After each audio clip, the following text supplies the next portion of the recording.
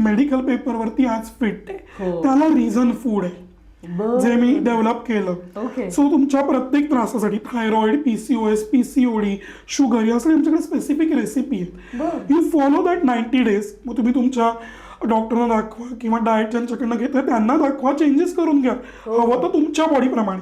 But if you follow those 90 days you will surely see the difference.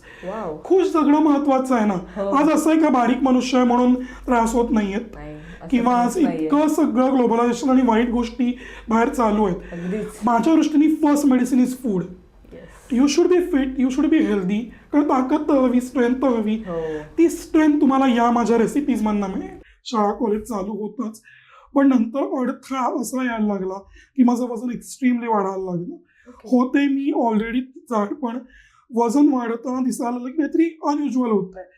तेव्हा science इतकं develop नव्हतं की प्रत्येक टेस्ट एका मिनिटात केली जायची. मी घटना तुम्हाला 30 वर्षापूर्वीची सांगते. त्यानंतर माझा आवाज हळूहळू डॅमेज व्हायला लागला. तरी बाकीचं लाईफ चालू होतं, शिकणं चालू होतं. सगळ्यात महत्वाचा पहिला एक प्रॉब्लेम मला आला जेव्हा मला 8वी 9वीत सिंगिंग आणि माझं पेटी वादन सोडायला लागलं. इनस्पाइट ऑफ मी तिच्या 7 एक्झाम्स दिल्या होत्या तेव्हा. एक प्रश्न असतो तुझा आवाज असा कसा किंवा तुमचा आवाज बसलाय का. आणि कित्येकदा ना हे क्युरिओसिटीपेक्षा कुचके क्वेश्चन जास्ती असतात. सो मी एकच सांगते माझा आवाज असाच आहे. त्यावर तो प्रश्न मिटला तर ठीक, नाहीतर माझ्या मनातलं उत्तर तुम्हाला सांगते. 1 मिनिट तो गमावून बघा की 1 मिनिट फील करा मला बोलता येत नाहीये. त्यानंतर जो आवाज निघेल तो तुमच्यासाठी बेस्ट आहे. खरंच. सो मला जसं सर्जननी सांगितलं की आज तू जे बोलशील पहिला शब्द सर्जरी नंतर, now you will have voice for your life. नमस्कार, मी माधुरी बोंद्रे. जसं मी नेहमी म्हणते की तुम्ही तुमचं स्वप्न कितीही अडथळे आले तरी पूर्ण करू शकता. तर हेच सांगण्यासाठी आपल्याकडे एक मूर्तिमंत उदाहरण आलं आहे. कुकिंग मंत्र अकॅडमीच्या फाउंडर आहेत शेफ पल्लवी नेने. आज आपण त्यांच्याकडून जाणून घेऊया ह्या कुकिंग मंत्र अकॅडमीच्या बद्दलची जर्नी. नमस्कार. नमस्कार. मला जाणून घ्यायचं आहे तुझ्या कुकिंग मंत्र अकॅडमीच्या जर्नीबद्दल, तर थोडं सांगशील का? येस. सो कुकिंग मंत्र अकॅडमीमध्ये महत्त्वाचं काय आहे की हा बेस आहे की तुम्ही हर एक अनहेल्दी फूड जे जिभेला चटपटीत लागतं ते अनहेल्दी असतं. तर हे आपल्याला कळून चुकलेलं आहे. ते हेल्दी कसं बनवता येईल याच्यावर इथे खूप विचार अभ्यास करून रेसिपी लिहिल्या गेलेल्या आहेत. त्यामुळे तुम्ही आज तुमची आवडती कुठचीही डिश घ्या, ती आपण हेल्दी प्रकारे बनवतो आणि तुम्हाला शिकवतो. या बेसवरती मी 3000च्या वरती रेसिपी लिहिल्या आहेत ज्या कॉमन आहेत. या बेसवरती तुम्हाला ती चव आवडेल पण अनकॉमन आहेत कारण तुम्ही एवढं हेल्दी फूड एवढं चविष्ट प्रकारे आजवर नसेल खाल्लं. सो हा एक मेळ घालण्यासाठी तुम्ही नक्की आमच्या रेसिपी बघू शकता. आणि माझं तेच एक टार्गेट होतं की लोकांना चमचमीत फूड हेल्दी प्रकारे खाता आलं पाहिजे घरोघरी. येस. तर मला असा प्रश्न विचारायचा आहे की हे सगळं करताना तुमची जर्नी काय आहे? म्हणजे तुम्ही काय काय गोष्टीतून गेलात, काय काय अडथळे आले, काय काय सक्सेस मिळालं आणि तुम्ही कशा इथपर्यंत पोहोचलात हे मला जाणून घ्यायला आवडेल. येस. मी थोडी सुरुवात लहानपणापासून करते कारण मला वाटतं that mattered a lot in my development. मी एका टिपिकल ब्राह्मणी सोसायटीमध्ये वाढलेली आहे आणि ठाण्यामध्ये. सो कल्चर, कला, शिक्षणामध्ये इकडे खूप महत्व होतं आणि माझी एकच पॅशन होती तेव्हा होतं सिंगिंग, डान्सिंग आणि फूड. या सगळ्यामध्ये मी शिकत होतेच. बाकी सगळं शाळा कॉलेज चालू होतच पण नंतर अडथळा असा यायला लागला की माझं वजन एक्स्ट्रीमली वाढायला लागलं. होते मी ऑलरेडी जाड पण वजन वाढताना दिसायला लागलं की काहीतरी अनयुज्युअल होत आहे. तेव्हा सायन्स इतकं डेव्हलप नव्हतं की प्रत्येक टेस्ट एका मिनिटात केली जायची. मी घटना तुम्हाला 30 वर्षापूर्वीची सांगते. त्यानंतर माझा आवाज हळूहळू डॅमेज व्हायला लागला. तरी बाकीचं लाईफ चालू होतं, शिकणं चालू होतं. सगळ्यात महत्वाचा पहिला एक प्रॉब्लेम मला आला जेव्हा मला 8वी 9वीत सिंगिंग आणि माझं पेटी वादन सोडायला लागलं. इनस्पाइट ऑफ मी तिच्या 7 एक्झाम्स दिल्या होत्या तेव्हा. आणि मला खूप डिमोटिवेटेड वाटायला लागलं because my voice can not match that tone. तिकडे मी ते अगदीच सोडून दिलं. डान्स, कथ्थक मी जवळजवळ माझ्या 7वी 8वीत सोडला कारण वजन खूप वाढायला लागलं होतं. आणि मग आम्ही 10वी पासून अराउंड टेस्ट सुरू केल्या ज्यामध्ये काहीच सापडलं नाही की what is the reason of जे वेट वाढत आहे. मग पुढे अशीच वर्ष गेली. आपण सुद्धा एक्सेप्ट करतोच एका पॉइंटला की आता हे असं आहे. मी खूप ऍक्टिव्ह होते, खूप खेळायचे, सायकलिंग म्हणजे सगळ्या ऍक्टिव्हिटी नॉर्मल होत्या. सो मग हा जर्नी असाच चालू राहिला कॉलेजपर्यंत, M.Com पर्यंत. पुढे मी ठरवलं होतं की मला फूड इंडस्ट्रीमध्ये काहीतरी करायचंय. इथपर्यंत हे असंच चालू झालं. मी माझा एक स्वतःचा कॅफे उघडला ठाण्यात. त्याच्यानंतरही मला जाणवायला लागलं की आता मला काहीतरी त्रास होतोय. आता तुम्ही कॅफे चालू केलं तसं सांगितलं, तर त्याच्या पुढे बरं नाहीसं वाटायला लागलं म्हणजे नक्की काय होत होतं? त्याच्यानंतर मला वजनाचा, आवाज, नीट न बोलता येणं असे त्रास हळूहळू सुरू झाले होते. मी कितीही एफर्ट घेऊ, कॅफे चांगला चालला, पण मी कितीही एफर्ट घेऊ मला काहीतरी त्रास होतो हे मला कळायला लागलं होतं. आणि मला काम तर याच इंडस्ट्रीमध्ये करायचं होतं जिथे फिजिकल एफर्टची देखील खूप गरज असते. सो असे त्रास मला थोडे थोडे जाणवायला लागले होते. आणि आवाजाचा बराच त्रास की एक एक शब्द मी बोलते पण बाहेर नाही येणं, ऑल्टरनेट शब्द बोललं जाणं, मग लोकांना तो समजायला त्रास होणं, हे असे त्रास वयाच्या 21 पर्यंत मला खूपच जास्ती सुरू झाले होते. बरोबर. पण मग त्याच्यातनं काय केलं म्हणजे तुम्ही बाहेर पडण्यासाठी? येस. सो एक बेरियाट्रिक सर्जरी असते where they cut your intestine to the 6 महिन्याचे आपण असताना किती आपलं पोट होतं, पोट नॉट आउटर बॉडी, इंटेस्टाईन, ते फक्त ते 6 महिन्या एवढं छोटं करतात जेणेकरून तुमचं प्रचंड खाणं म्हणजे बंदच होतं. मी जवळजवळ 1 वर्ष पाण्यावर होते, इथपर्यंत बंद होतं. पण हे का करायला लागलं? हे का करायला लागलं सांगते. एका पॉइंटला मला झोप येणं बंद झालं होतं. त्याला स्लीप ॲपनिया असं म्हणतात. आणि त्यावेळी स्लीप ॲपनियावरती खूप उपाय नव्हते. Only reducing a lot of weight. मग तो माणूस कितीही वजनाचा असतो त्याला प्रचंड खाली आणणं हा तेव्हा एकच उपाय होता. आज मी तुम्हाला अगेन ही एक 15-20 वर्षापूर्वीची गोष्ट सांगते. मग तो आम्हाला उपाय खूप सडन करायला लागला. आणि ज्या फील्डमध्ये मी काम करते, जी गोष्ट मला फूड प्रचंड आवडते, मी रोज कित्येक लोकांना खिलावते, फ्रॉम माय प्रोफेशनली देखील आणि घर, रिलेटिव्ह, फ्रेंड्स. माझं आयुष्य चाललंय खूप छान. तिथे एक अचानक अडचण आली की आता मी उद्यापासनं मी खाऊ नाही शकणार. मग पहिला 1 घोट पाण्याचा, मग 2 घोट पाण्याचे, मग ते पचवायला चालायचं. तसं 6 महिन्याच्या बाळाला तुम्ही ट्रीट करता नाही तर तुम्हाला त्रास होतो, तुम्ही ते पचवू शकत नाही, तुम्हाला उलटी होते. सो मग तुम्ही सोशली दूर होता काही काळासाठी. पण हा काळ मी खूप शांतपणे फोकस काढला. मी 1 वर्ष होतावर खूप मेहनत घेतली. आणि पाण्यावर तुम्ही जगलात असं म्हणत होता? येस, खरं आहे ते. लोकांना जर लोकांनी गुगल करतील लोक समजेल की बेरियाट्रिक नंतर खूप मेजर्ड, खूप म्हणजे न्यूट्रिशन वाईज देखील मेजर्ड खावं लागतं.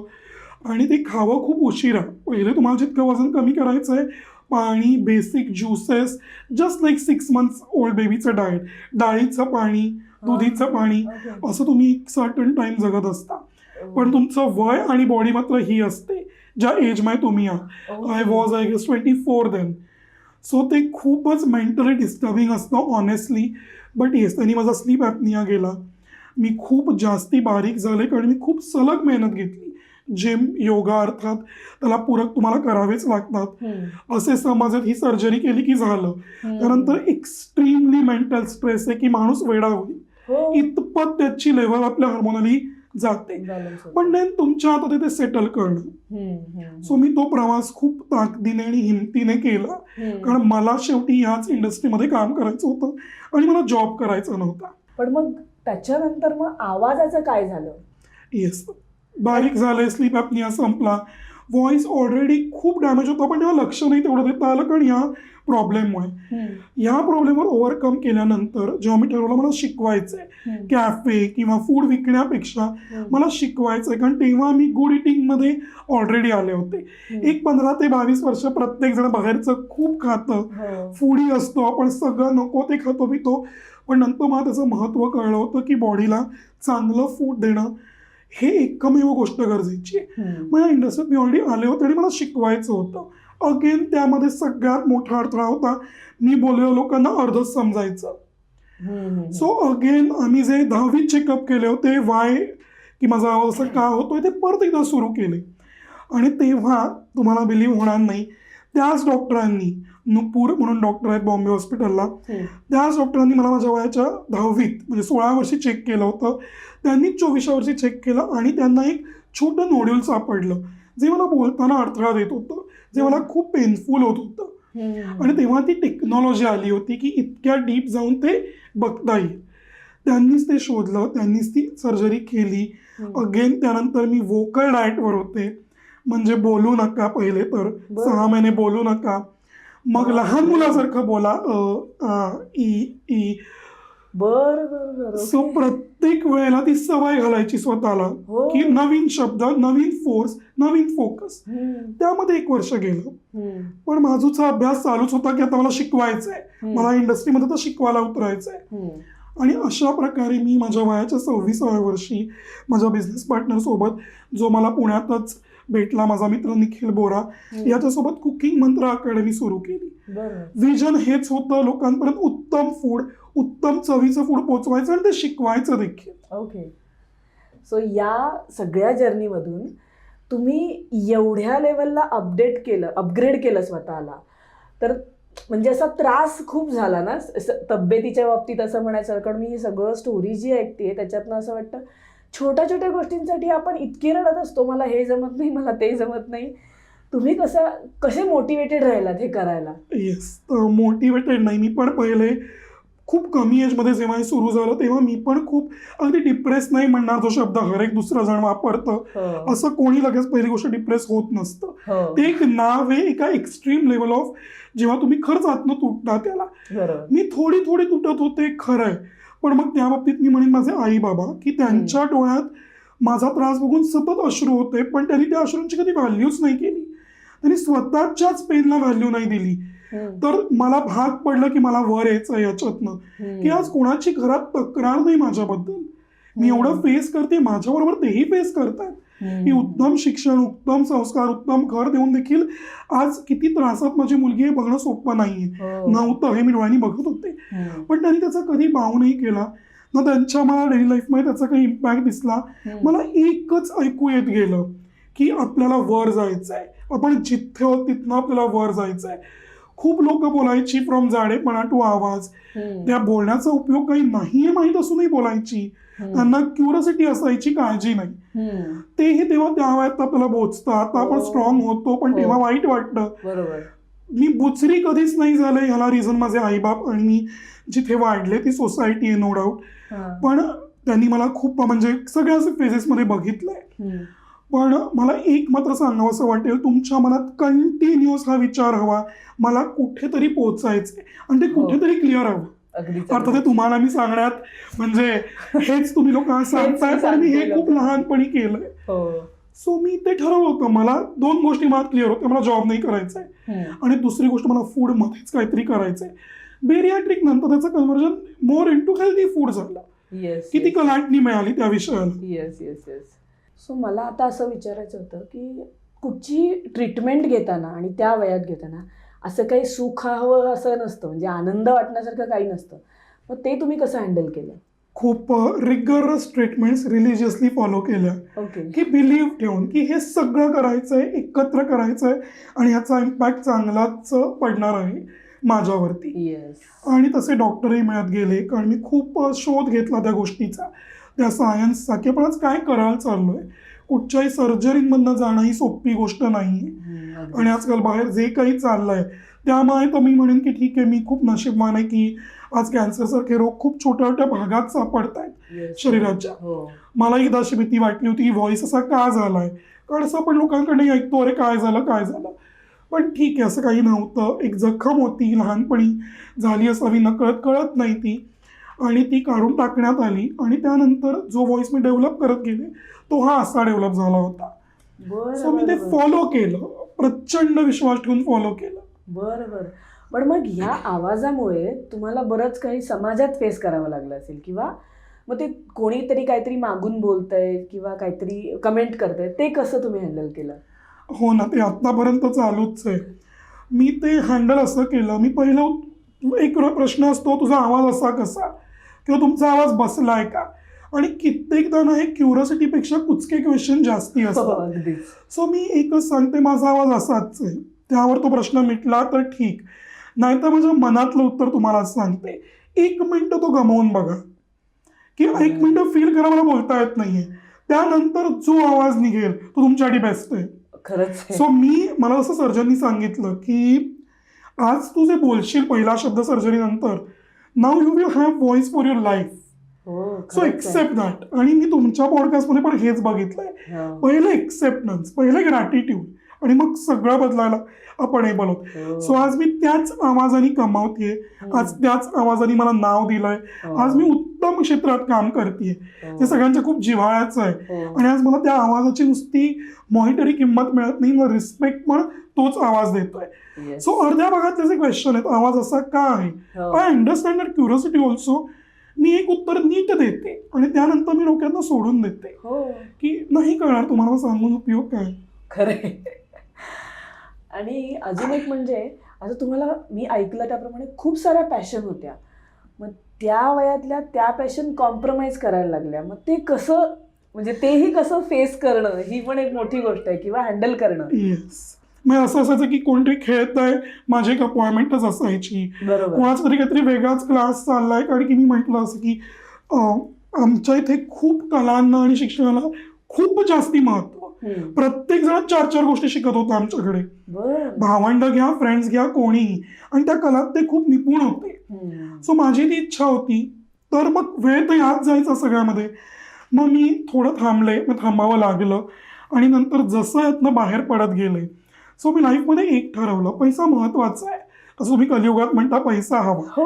मी सर्जरीच्या प्राईजवरनं खूप त्याचं महत्व ओळखलं देखील आहे. विदाऊट मनी ट्रीटमेंट आज अफोर्डेबलच नाही आपल्याकडे कुठचीच. सो मी त्याचं महत्व ओळखू नये, पण माझ्यासाठी त्याची व्हॅल्यू मी खूप खाली ठेवली की हे सगळं मला त्यांनी नाही ना दिलं, त्यांनी मला बरं केलं, पण आज जी मी खुश दिसते तुम्हाला ती माझ्या पॅशननी. आज मी या वेळेला जेवढं जमेल तेवढं नाचते. मी जशी बारीक झाले, मी सगळे लॅटिन फॉर्म शिकले, त्यासाठी मी 2 वर्ष बँगलोरला गेले, तिथल्या चांगल्या डान्सिंग स्कूलमध्ये मी ट्रेनिंग घेतलं. मला म्हणजे मला त्यात खुशी वाटते म्हणून. आणि मग मी अशा सगळ्या पॅशन फॉलो करत गेले बॅक टू बॅक. काम हा लाईफचा मी 70% भाग ठेवला, कारण आज मुंबईत सर्व्हाइव्ह व्हायचं तर गरज आहे तेवढं काम करायची, आणि 30% मी कंटिन्युअसली एकच केलं. काय काय चुकलंय, बकेट लिस्ट मोठी होती, सगळ्यात मोठी होती ट्रॅव्हलिंगसाठी, ती पूर्ण केली. सो ऑलरेडी पूर्ण केली. येस, मी खूपसा म्हणजे भारतात माझं ऑलमोस्ट सगळं बघून झालंय, सगळीकडे खाऊन झालंय, ते सगळं बनवून शिकवून झालंय, आणि ते शिकवणं चालूच राहणार आहे. खूप लोकांशी ओळखी केल्या वेगवेगळ्या म्हणजे ठिकाणी, खूप फ्रेंड झाले, आणि येस, हे सगळं असंच पुढे चालू राहणार आहे. अरे वा, खूपच छान आहे, इंटरेस्टिंग आहे सगळं. सो आजूबाजूची माणसं, त्यांची रिॲक्शन्स आणि त्यांची साथ याच्याबद्दल काय सांगशील? हो, खूप महत्त्वाचा आहे हा प्रश्न, कारण की मी जसं आपण कंटिन्यूस चांगलं करत जातो ना, तसं कंटिन्यूस चांगलं आपलं होत जातं, हा माझा बिलीव्ह आहे. आणि दुसरी गोष्ट एक प्रॅक्टिकलिटी म्हणून सांगते, जगात खूप वाईट माणसं आहेत, खूप वाईट माणसं आहेत, वाईट आई वडील देखील आहेत. मग आता तुम्ही काही म्हणा, पण हे खरं आहे, आणि मी ते देखील खूप जवळून बघितलेत.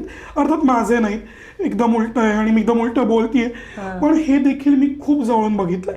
त्यांनी देखील मला शिकवलं की आज तुझ्याबरोबर तर काही वाईट नाहीये ना, आज तुझ्याकडे बेस तर चांगल्या फॅमिलीचा आहे, एक बेस पकडा आणि बस तुम्ही पुढे चालत राहा, कारण तो कोणी खेचून घेऊ शकत नाही. आणि या सगळ्या प्रवासात मला माझ्या भावानी, सचिन नेने आणि स्नेहाली, जी माझी गेले 25 वर्ष खूप जिवलग मैत्रीण आहे, नितांत साथ दिली की काहीही येऊ, मग बिझनेसमध्ये प्रॉब्लेम, पैशाचा प्रॉब्लेम, शारीरिक तुम्हाला मी सांगितलं जे काही मी फेस केलं, कुठचाही प्रॉब्लेम येऊ, अढळ, मी त्यांना फक्त म्हणते ते अढळ आहेत की कुठेच ते खचत नाहीत माझ्याकडे बघून की नाही हे करायचं आहे, हे आपल्याला करायचं आहे. आणि मग कुठेतरी मला तुमचं पण वाक्य आठवतं की होणारच आहे. सो मला ह्या 2 वाक्यांच्या मधला रस्ता काढायला यांची खूपच म्हणजे सपोर्ट झाला, की आजही तो होतोय की अशी ते निखळ माणसं मिळणं खूप महत्वाचं आहे. खरं. सो येस, हे दोघं आणि माझं सगळी फॅमिली सांगितली आणि माझा बिझनेस पार्टनर, हे आजही यांच्या साथीने मी उत्तम काही घडवायच्या मार्गावर, अजून उत्तम घडायच्या मार्गावर चालते आहे. जी काही जवळची माणसं आहेत ती आपल्याला खूप साथ देतात, हेल्प करतात, तेव्हा खूप छान वाटत असेल ना? खूपच जास्ती. सगळं मला एक एक्झाम्पल देते, डॉक्टर प्रियांका वैद्य या माझ्या नेबर होत्या, आणि त्यांनी मला, आता हा एक पार्ट झाला लाईफचा की अडचणी, पण ह्या अडचणींना कुठे मध्ये न येऊन देता त्यांनी मला लाईफचा फक्त पॉझिटिव्ह भाग कंटिन्युअसली दाखवत ठेवला. सो तुम्ही जे बघता ना, तुम्ही तिकडे पोहोचणं विश करता. सो माझ्या स्वप्नांचा खूप खूप इझी असतं वाईट काळात स्वप्न संपणं. बरोबर आहे. कारण ती एनर्जी निगेटिव्ह असते तुमच्या. तुम्ही म्हणाल तसं हॉस्पिटलमध्ये गेल्यावर कोणीतरी रडतं, कोणतरी ओरडतं, कोणतरी खूप दुःखी असतं. यातनं स्वप्न ठेवायचीच कुठे पहिले, बघायचीच कशी, यासाठी डॉक्टर प्रियांका वैद्य म्हणजे ती माझी वहिनी आहे, पण त्यांनी मला कंटिन्युअस एक नॉर्मल साईड दाखवत ठेवली. It doesn't matter to her मी कशातनं जातीये. सो इव्हेंच्युअली काय व्हायला लागलं ना, मला पण ते मॅटर होणं बंद झालं. ठीक आहे, हे आहेच, हे असं असतंच, तरी मला इथे पोचायचं आहे, तरी मला हे मिळायचं. आणि कोणीतरी माझ्यावर स्वप्न बघतंय की पल्लो, त्या मला पल्लो म्हणतात, पल्लो हे करू शकेल हा तिचा विश्वास मी दिवसेंदिवस पूर्ण करत गेले. सो या सगळ्यांचा खरंच खूप मोठा सहभाग आहे आणि yes I am grateful for that. की अशी गोष्ट आहे माझ्याकडे की मी रोज ग्रॅटिट्यूड आणि थँक्स म्हणावं. आणि ते आपण तुम्ही म्हणतात असं मी विचार तसे केले ना, ते मला एक एक पावलावरती मिळत गेलं. बरोबर आहे, बरोबर आहे, अगदी. स्वतः तुम्हाला म्हणजे तुमच्या कुकिंग मंत्र अकॅडमीबद्दल म्हणजे तुम्हाला कनेक्ट कसं करता येईल किंवा तुमच्याकडनं कोर्सेस कसे घेता येतील किंवा तुम्ही जे जे शिकवता म्हणजे 3000 रेसिपीज सांगितल्या ते खूप मोठं आहे, त्याचं अवॉर्डही मिळालं असं म्हणताय तुम्ही पुण्यामध्ये. ओके. सो त्याच्यासाठी ते घेण्यासाठी किंवा त्याचे ऑनलाईन क्लासेस असतात का किंवा कसं कनेक्ट करता येईल हे मला एक तर तुम्ही आम्हाला आमच्या इन्स्टा पेजवरती कनेक्ट करू शकता, कुकिंग मंत्र अकॅडमी, किंवा कॉन्टॅक्ट नंबर माझा तिथे दिलेला असतो 9004668010. ऑनलाईन क्लासेस आमचे आहेतच. आणि महत्त्वाचं म्हणजे तुम्हाला आमच्या नोट्स, एखादा तुम्हाला प्रॉब्लेम आहे, फॉर एक्झाम्पल PCOD आणि PCOS यावर आमच्या स्पेशल नोट्स, मी त्याचा अभ्यास केला आहे. कारण मी तुम्हाला म्हटलं तसं वजन नाव आय हॅव एक्सेप्टेड, मी फूडी आहे, दॅट स्लीप ॲपने इज रिलॅप नाव, मी तुम्हाला तो पार्टही म्हटलं की आता त्या सर्जरीनंतर मी परत जाड का झाले, हे पण प्रश्न आहेत लोकांना, बिकॉज त्यांना अर्ध्या गोष्टी माहीत नाही आहेत. सो त्याचा रिलॅप्स आहे थोडा, पण आज मी फिट आहे, मी मेडिकल पेपरवरती आज फिट आहे, त्याला रिझन फूड आहे जे मी डेव्हलप केलं. सो तुमच्या प्रत्येक त्रासासाठी थायरॉइड, PCOS, PCOD, शुगर यासाठी आमच्याकडे स्पेसिफिक रेसिपी आहेत.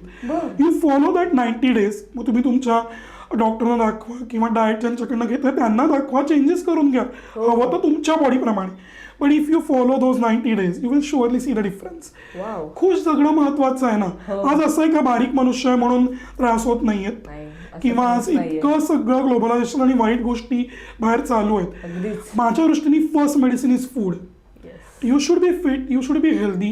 कारण ताकद तर हवी, स्ट्रेंथ तर हवी. ती स्ट्रेंथ तुम्हाला या माझ्या रेसिपीज मधनं मिळेल विथ टेस्ट ऑफ कोर्स. माझ्या लाईफचा खूप महत्त्वाचा मुद्दा आहे. सो कनेक्ट करा इन्स्टावरती किंवा व्हॉट्सॲप करा, तुमची रिक्वायरमेंट सांगा. किती साध्या रिक्वायरमेंट माहिती आहे, माझा मुलगा हा पदार्थ खात नाही, मला तो कसा खायला घालू सांगा. या प्रश्नावर मी प्रत्येक इन्ग्रेडियंटवरती कोर्स लिहिला आहे. Soya special, paneer special, veg protein, chicken protein, इन्ग्रेडियंटवर. कारण प्रत्येक वर्डला सूट होणारा इन्ग्रेडियंट वेगळा असतो. माझ्या घरी कोणी पनीर खात नाही, मग ती बाई पनीर नाही बनवत, मग तिने सोया खाल्लं पाहिजे, मग तिच्या मुलांनी अजून काहीतरी वेगळं खाल्लं पाहिजे. सो याचं नॉलेज तुम्हाला आमच्याकडे संपूर्ण मिळेल. सो नक्की ट्राय करा. हो, अगदीच. सो आज तुम्ही आलात आणि हे सगळं एवढं छान पद्धतीने सांगितलं त्यासाठी खूप मनापासून धन्यवाद. आणि ही तुमची स्टोरी खूपच मोटिवेशनल आहे, सगळ्यांना आवडेलच. येस. आणि मी तुमचा पॉडकास्ट आधी बघितला होता, मी तुम्हाला याआधी घरी देखील बोललं की मला एक अशा एनर्जीच्या कोणतरी व्यक्ती आहेत ज्या आज खुलेआम सांगतायत पैसा हवाच. मला ते वाक्य खूप भिडलं होतं. आज नाती दुय्यम झालेत कलियुगात.